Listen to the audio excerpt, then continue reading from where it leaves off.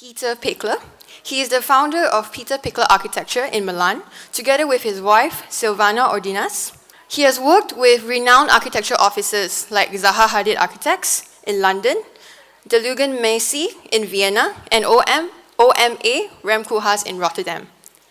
Peter believes that architecture must have a strong bond with the culture and history of a specific place. He is interested in the analysis and research of vernacular architecture, materials, and elements that combine with technology that can express a contemporary interpretation of the past. So can I please put your hands together for Mr. Peter Pichler? So thank you very much for the introduction. I'm really happy to be here today.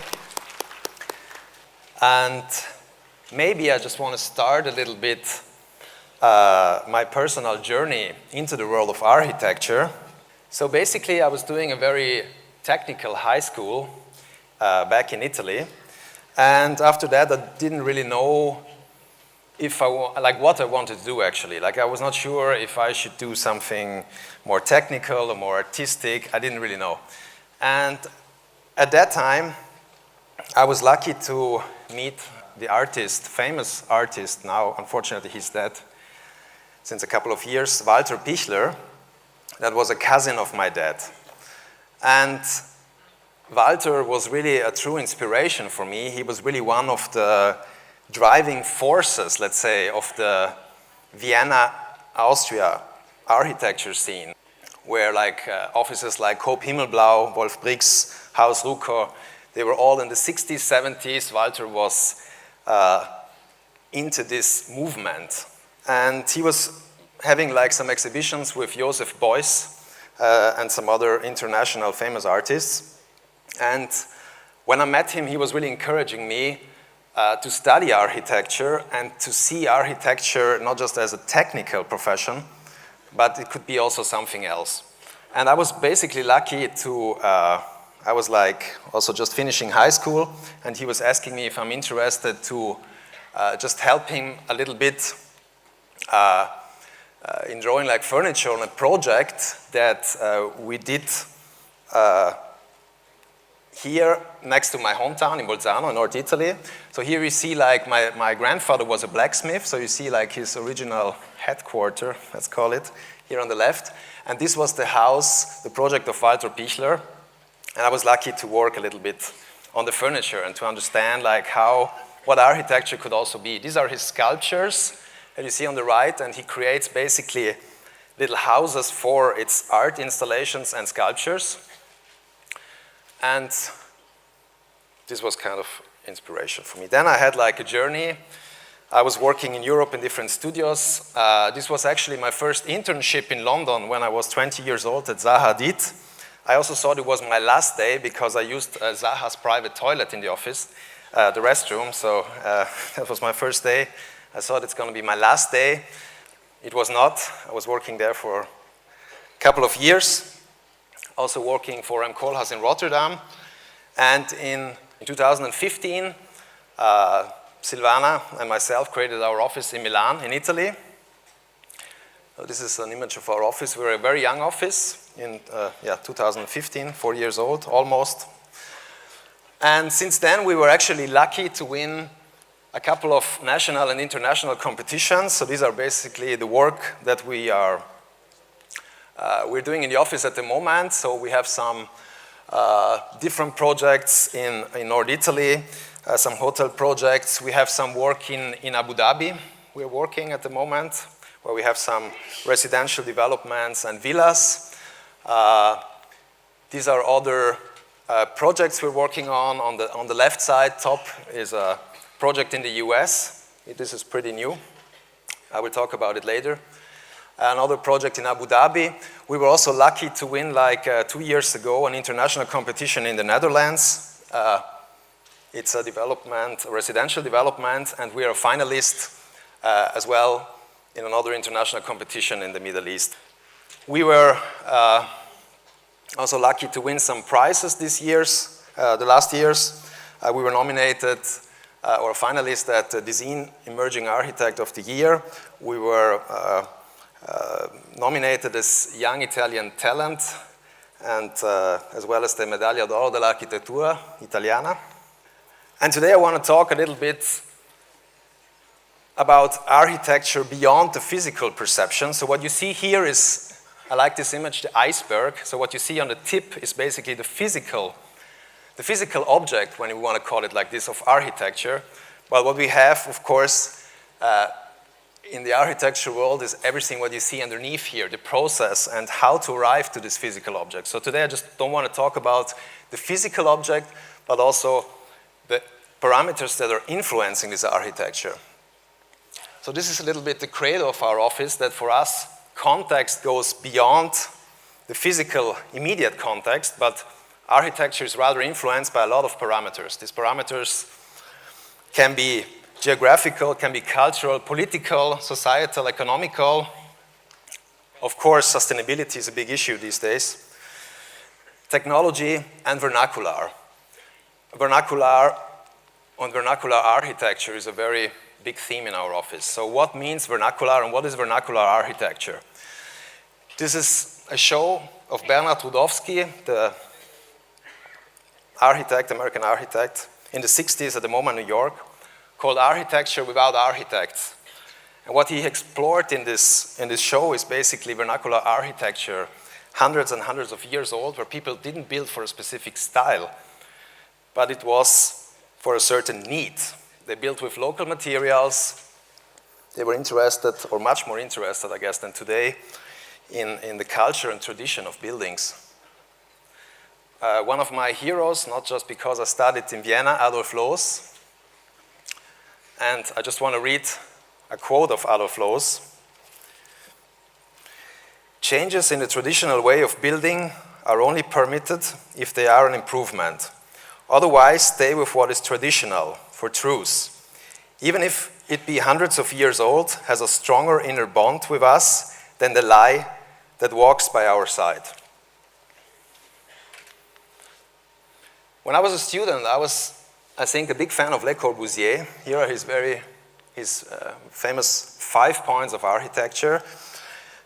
What you see on the left side here is what you need to do in order to be more modern or contemporary versus the right side. If I look at this image here, especially on the right, the number 2, I'm not really sure if this is still needed or if this is still contemporary. I also think that today we don't talk about anymore. He was talking a lot about dividing residential, dividing office. I think today we talked about mixed-use development.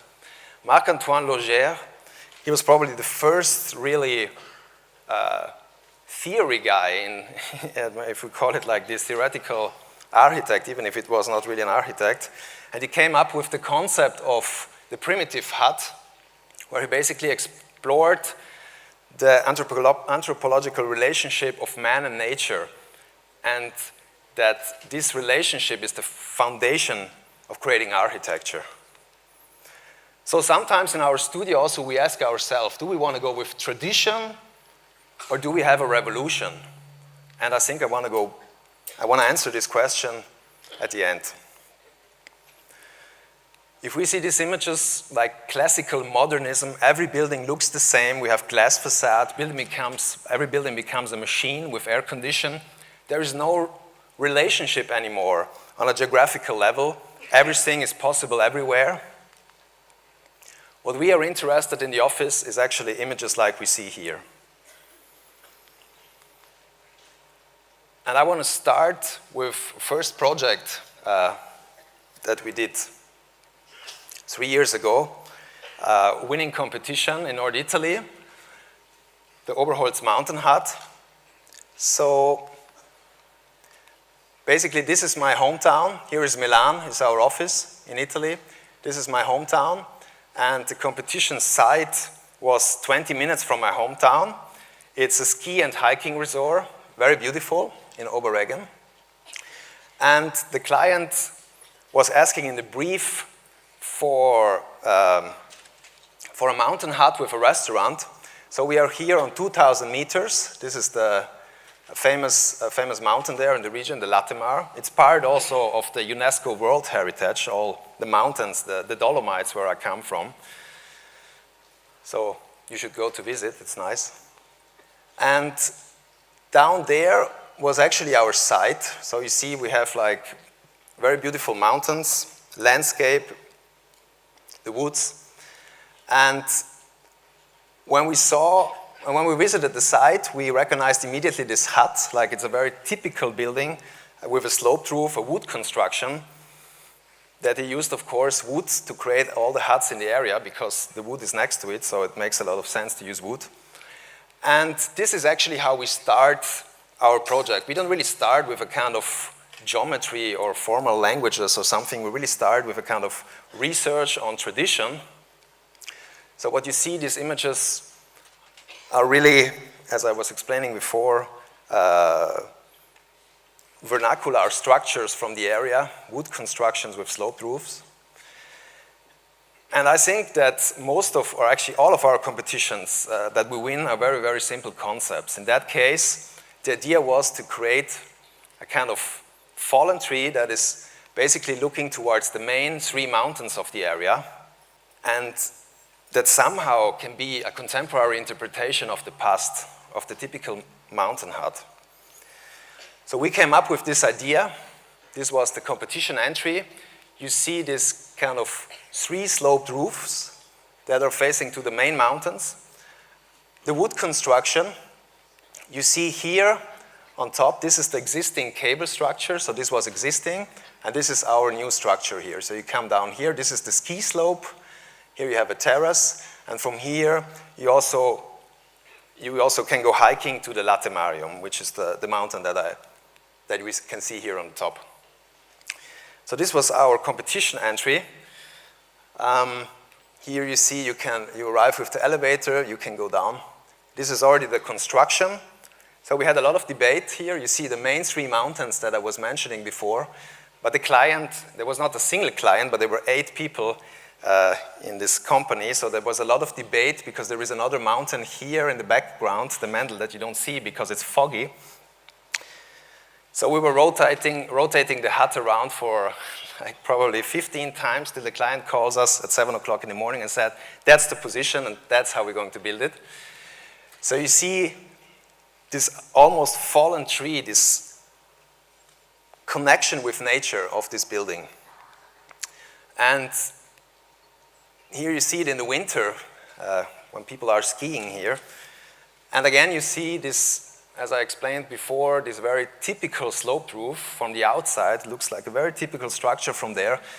But then when it comes to the inside, this is what we call then the contemporary interpretation of it. So you see like these spaces here. In the region where I come from, there is a space that is called Stube, which is a very typical space, always made of wood. It's a very small, cozy space. Sometimes you have a chimney inside.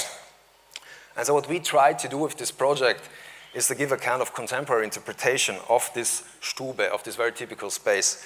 So we created this kind of open space Stube with this structure that is gradually fading from a roof into these walls to create like a certain privacy into these pockets almost that are looking outside and facing towards the nature.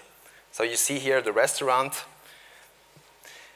The plan is a very important, not just a graphical image for us, but it really explains the concept. In this case, you see the light gray here, which is the actual restaurant with the bar, so the public spaces, versus behind we have the more private spaces, kitchen and storages, and at the same time, this concrete wall that you were seeing before here on the right side, you see it here in plan, and it's dividing the public space from the private one, but at the same time it defines exactly the line where the building is above ground and underneath ground.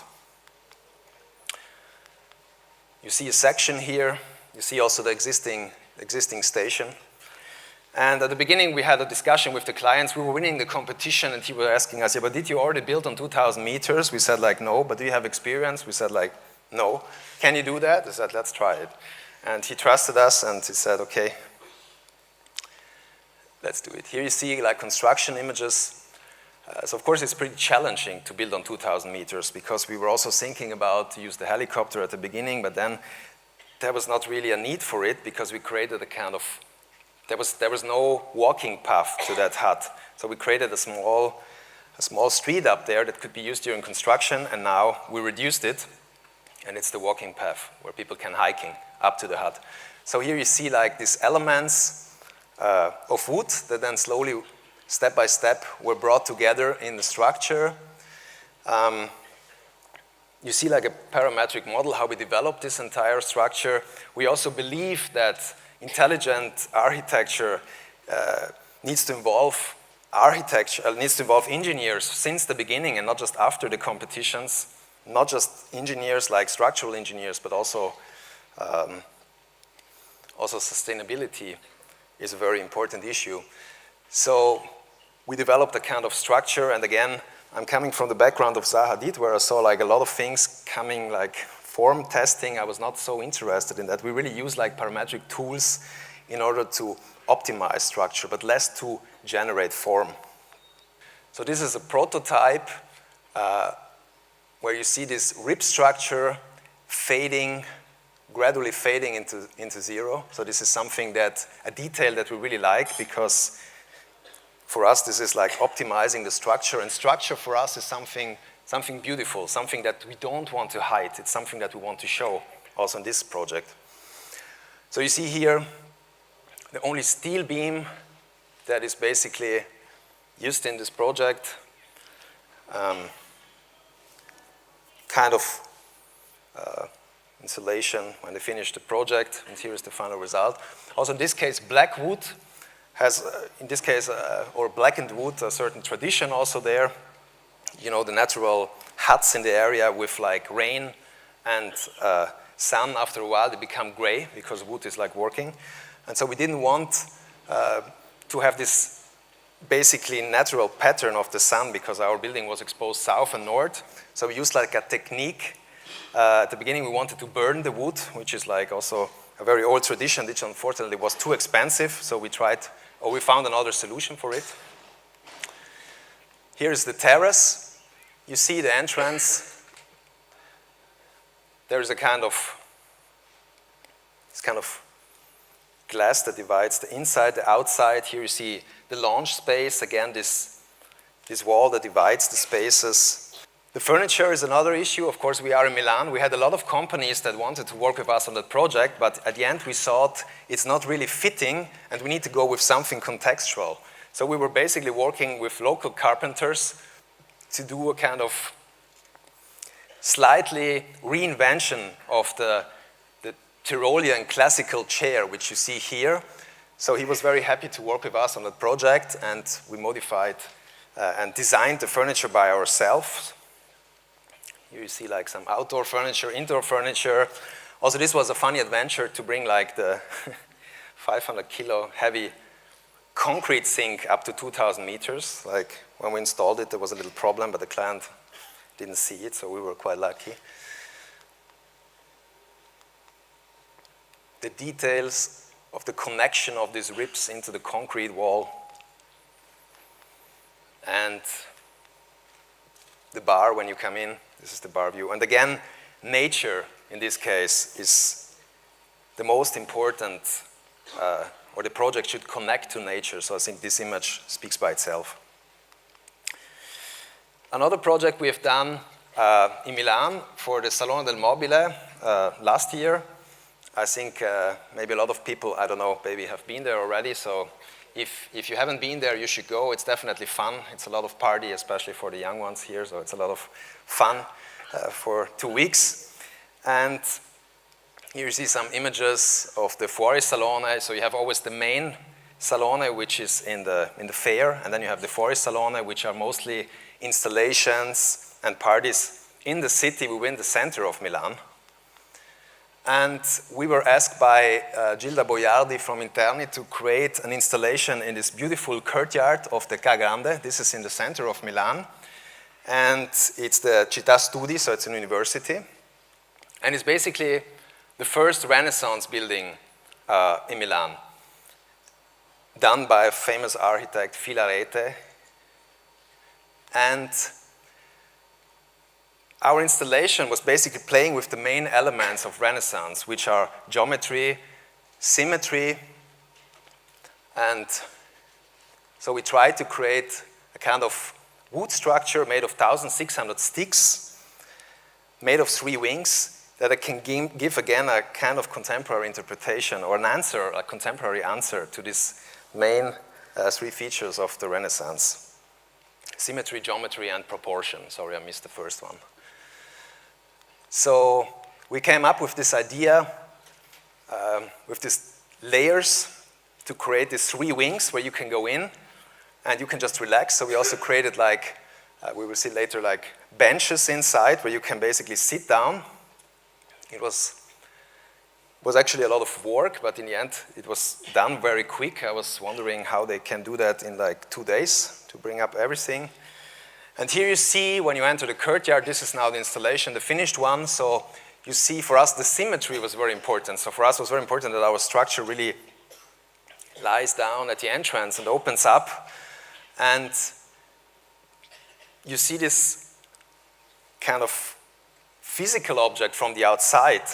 But for us, it was very important, the space inside. Like in all our projects, I think the space inside and the perception of the space, I think, is very, very important. In this case, it's really about light and shadow. Here you see like the different layers of architecture.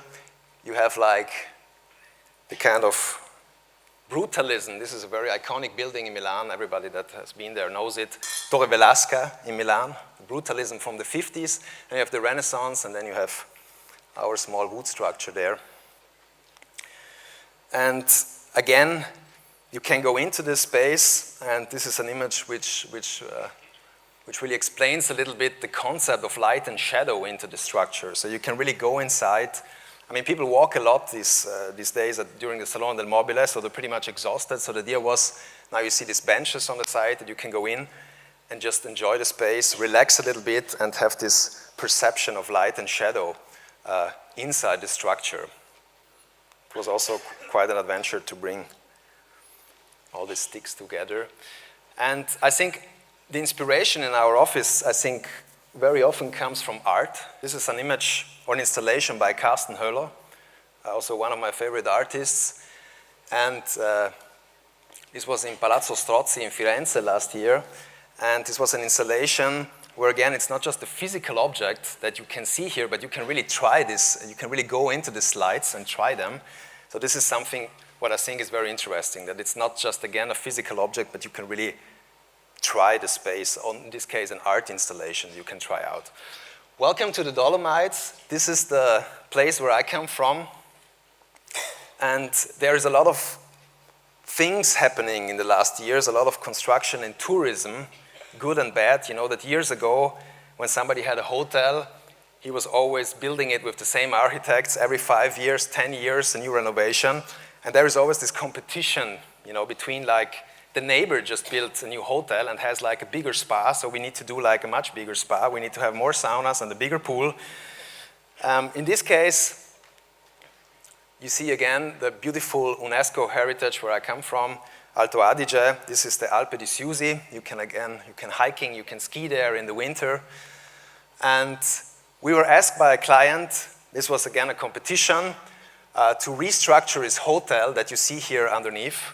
So you have this very, I would say, ugly alpine kitsch structure there, and you see again the different times. So like this one was done 20 years ago, then this one was done 15 years ago.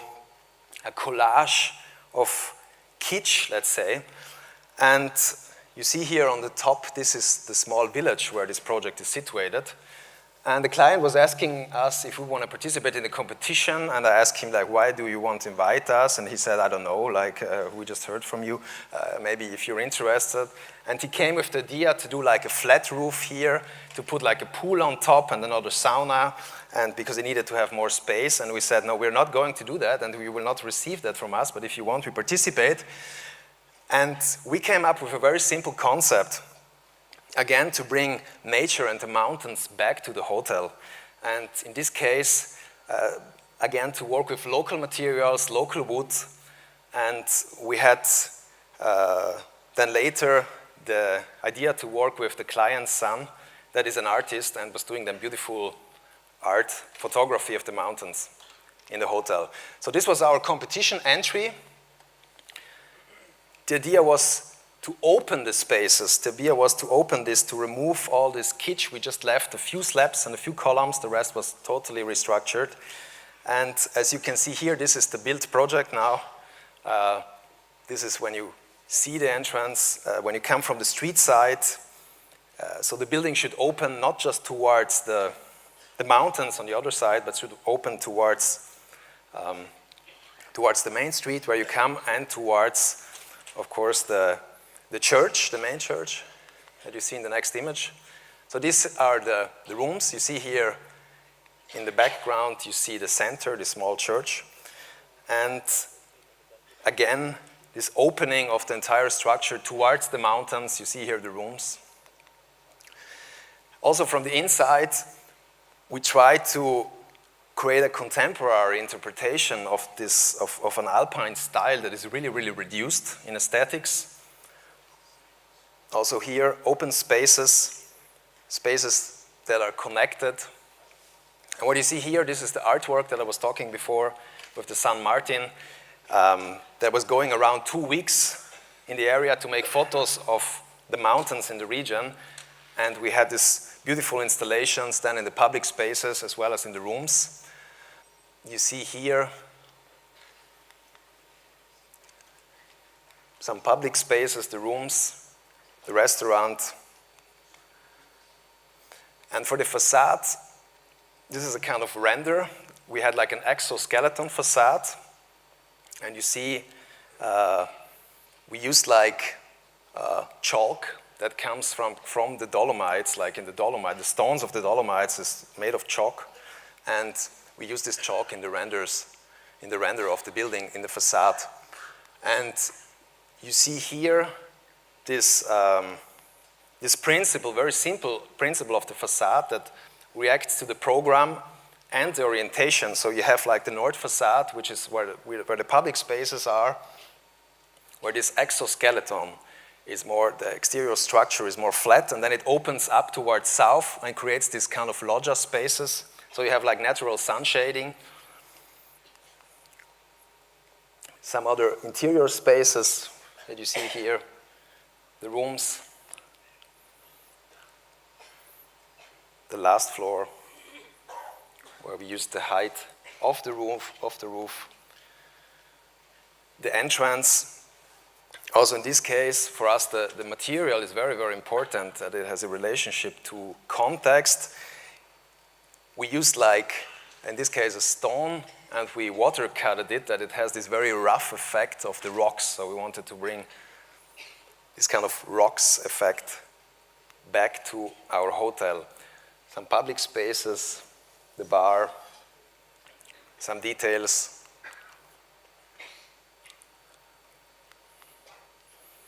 In this case also we tried to almost chop off a floor with an effect that we just like tilted back here the floor, the garden floor. You see here the construction also, like we had like 3.5 months of construction, which is like pretty tight. I think in Italy it's just possible in the north because all the companies are used to work so fast and they have a very, I think, high quality how they work.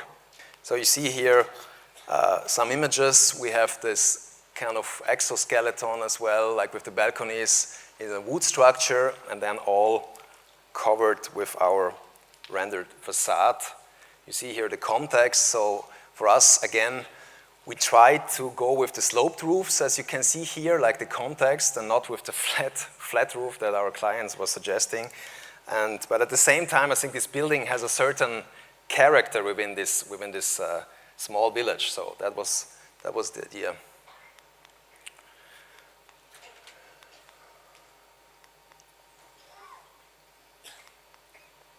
Another project, this was our first project, and that we actually did in the office, and it had like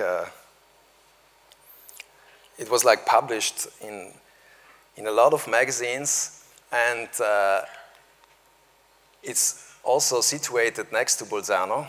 It's outside, sits within apple trees, and in this case, the client You see the house here on top. This is the existing house of the client, and this is the garden of the client down there where you see the pool, and he had like a little, this little land here in front where we could do like, they wanted to do like very small structures that they can rent, like 40 square meters.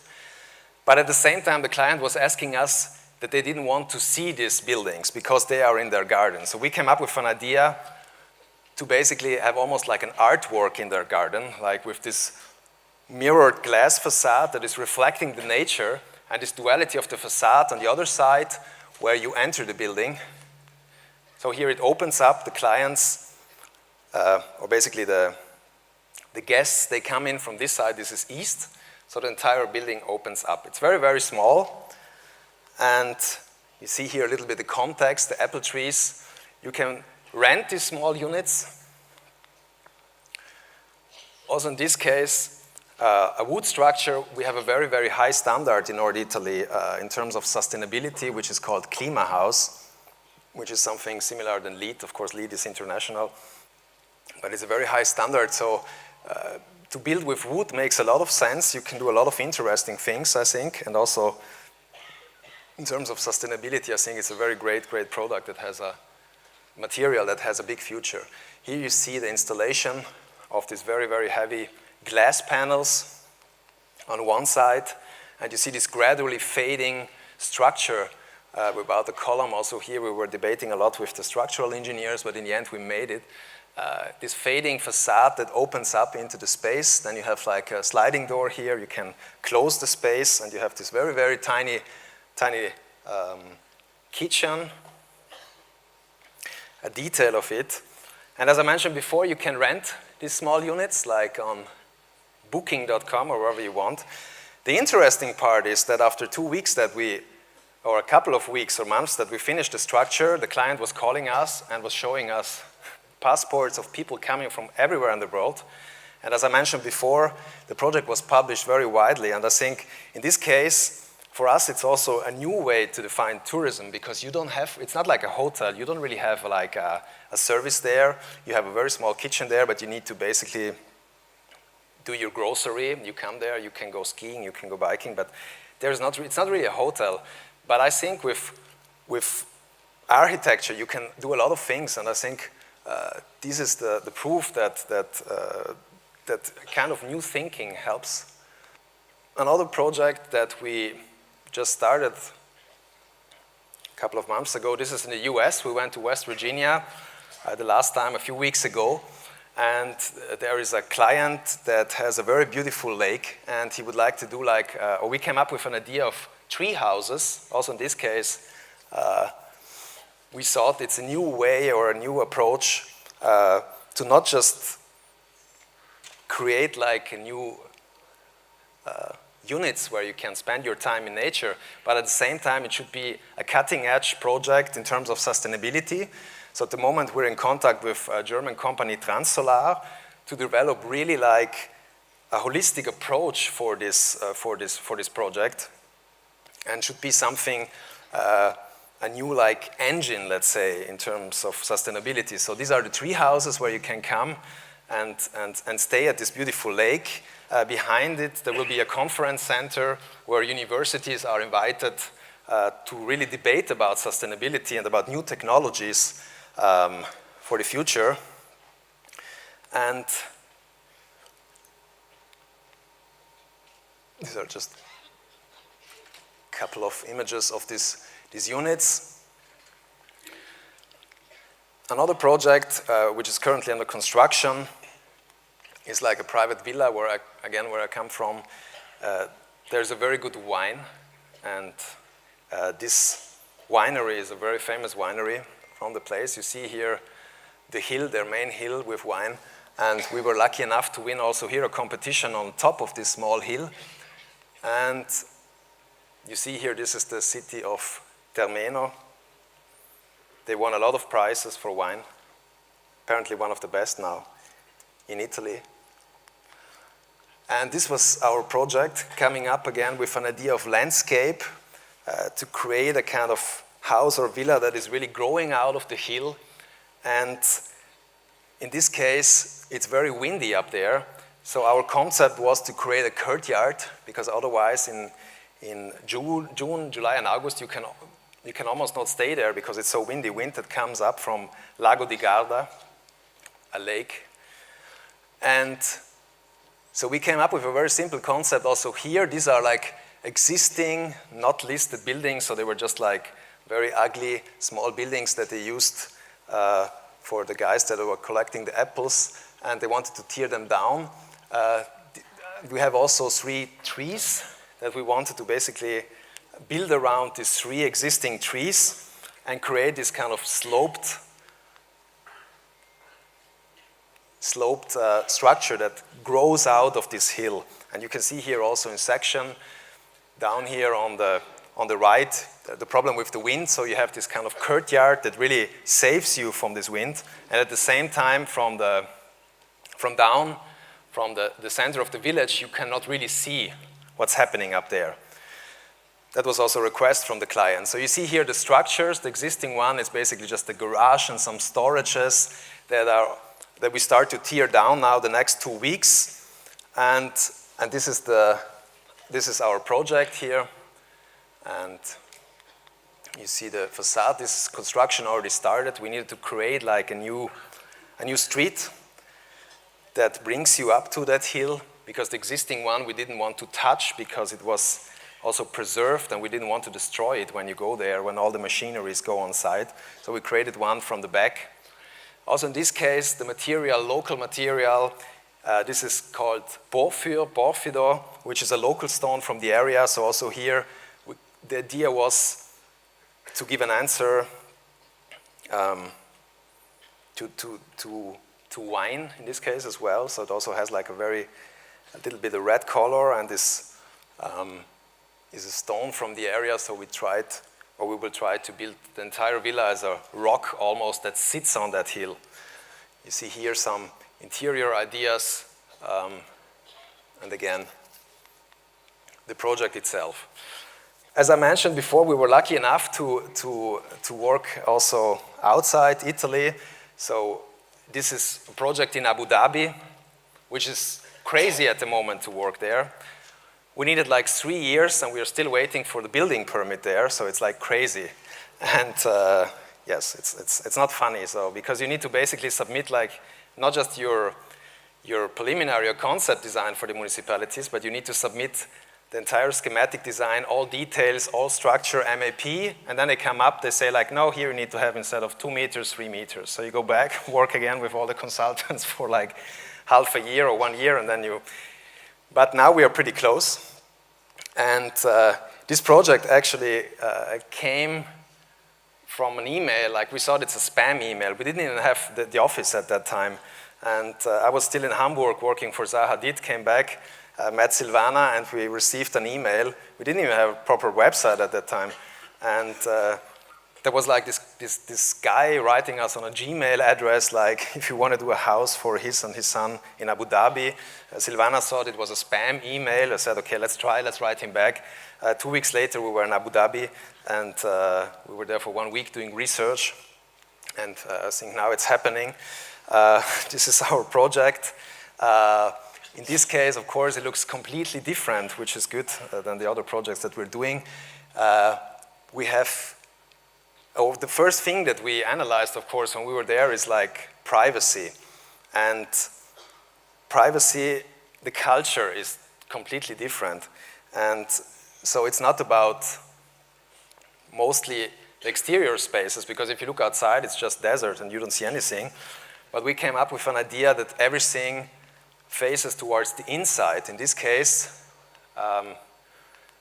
we came up with this villa that is made of basically 3 villas for the client and his 2 sons. And everything is facing towards this internal courtyard with a water element. That is also a very important feature in Arabic culture.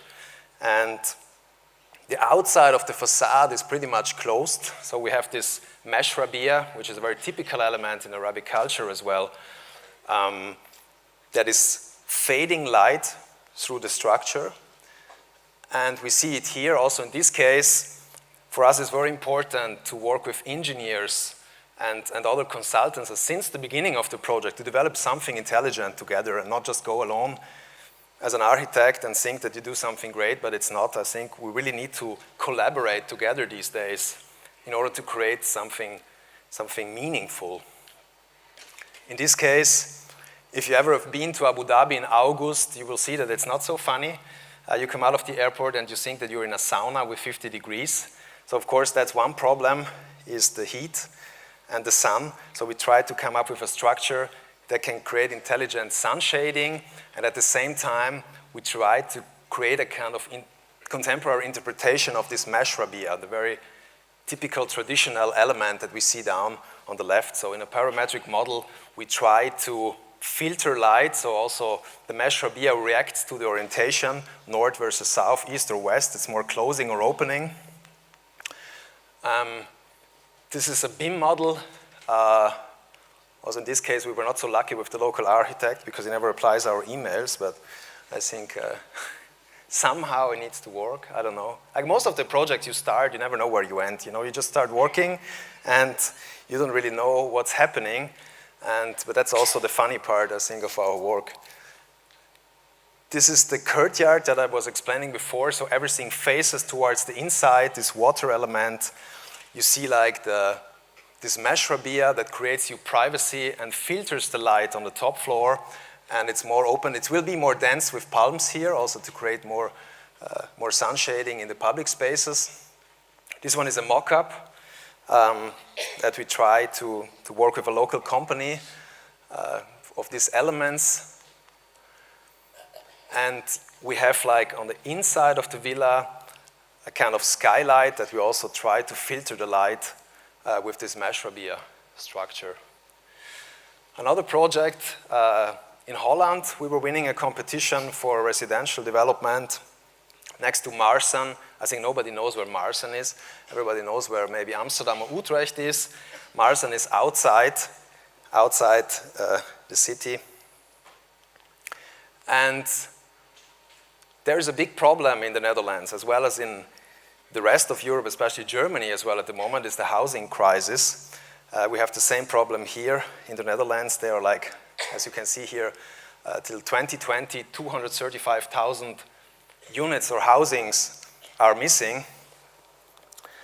And there's an interesting fact that when we came there the first time, we talked to the local engineers there, and they were telling us that it's really a fact that older people that live in the countryside, they sell their houses and move to the city. So they really sell their countryside houses and go to live in the city, in the big cities where their kids are living in order to be more connected.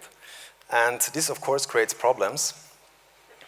And we were invited to this competition in Maarsen by an Italian-Dutch developer. You can see here the site, the red site. He owns basically some existing offices that were there from the 60s already, and a small supermarket. And here is you see here is the train station. So this is the direct connection from Amsterdam, Utrecht. And we are situated here next to the canal. And this is the situation where you see on the left side of the canal is this very beautiful, let's say, ancient Dutch style with bricks and these sloped roofs. But we are actually on the other side. We are here where there is basically nothing. And the idea of the developer was to create a project that can really activate this entire area. And he believed that with a competition and choosing like the right project, this would work. So this is what you see here is existing block that will be teared down. And this was our competition entry. I think that also in this case, I think for us it's not interesting to build like in prime locations that we have seen before in Alto Adige. This happens. Of course, it's very interesting to work there, but I think it's very important to also work like in areas that are not activated and that are down at the moment. I think there is an example in Milan at the moment, in the south of Milan. They created the Fondazione Prada. There was nothing there before. Now it's a very beautiful museum by OMA with a cafeteria and stuff, and the whole area really started to be activated again. So this was our concept, the looping towers. A lot of residential space is currently required in the Netherlands. We were invited to a competition for a residential complex in Marsden.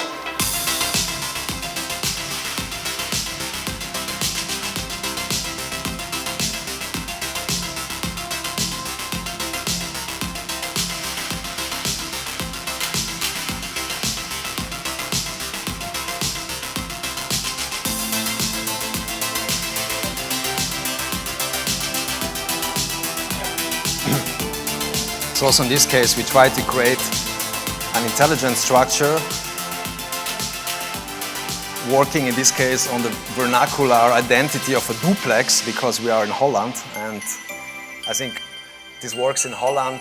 In Holland you have a lot of stairs, very steep stairs, and in this case the units are small, like 50, 60 square meters.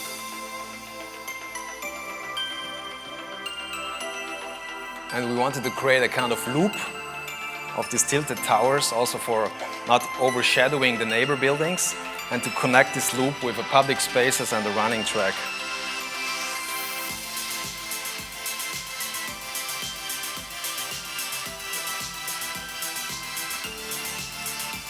So here you see the train connection from Amsterdam.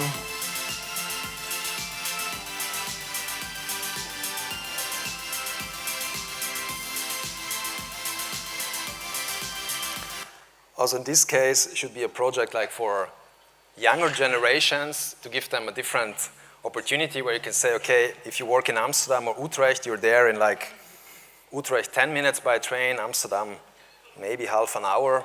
So, but you can live for much less here. You have a train in front, you don't need a car, you know, it should be also the entire garage, or there should be just like mostly electric cars, even if the municipalities are not there yet. That's, I think, another problem of today, that a lot of rules are done that were done like 50 years ago that are just not valid anymore. And I think that's also a main problem if you look at Italy, that there are a lot of rules, and you go to the municipality to talk with them and they show you, yeah, it's written here, but you say, yeah, but come on, we are in 2020 almost, and we talk about rules that were made like 50, 60 years ago. I think there needs to be a radical change as well with that.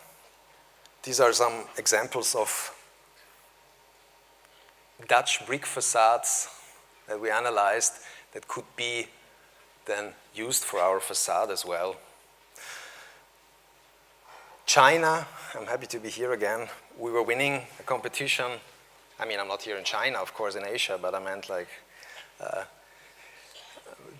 this was actually our first project in Asia, a competition that we were winning. We don't know if it goes ahead. In this case, the project is in Kunming, outside China. It's very difficult to talk to the client because he doesn't speak English. So every time when we do like a video conference, like I say like 3 words, but then there's a translation that goes like for 20 minutes and I don't know what he's talking about. So, but in this case, it's a mixed-use development of residential, office, and parking spaces. We're here in Kunming, close to, almost like down there is Vietnam. And what you see here is the site. So this is like a hill, like it's actually like a small hill, like with a small forest on this hill. And this is the Kunming stone forest. This is something I think very beautiful in the area. And we came up like with again an idea to use wood, because I think wood has a very strong bond with Chinese culture. And in this case, we wanted to create a wood building that sits into a landscape that is inspired by these Chinese rice fields. And this is actually the result, to create like the entire structure of wood, which is not, for new structures, not so typical. I gave a lecture in Garmisch in Germany like last year, and there is really this competition at the moment to build higher and higher and higher in wood. I think like I'm a little bit against that, not in terms of sustainability, but in terms of this race just to go higher and higher, because I think wood also just make sense or to build higher in a certain combination with other materials, because otherwise you have a lot of problems. But I think it's to develop a holistic approach and not just to use wood because it's wood. And at the beginning, I was asking about what we are doing in the studio, if it's more a tradition or a revolution. And I think what we are doing is more an evolution. Thank you very much.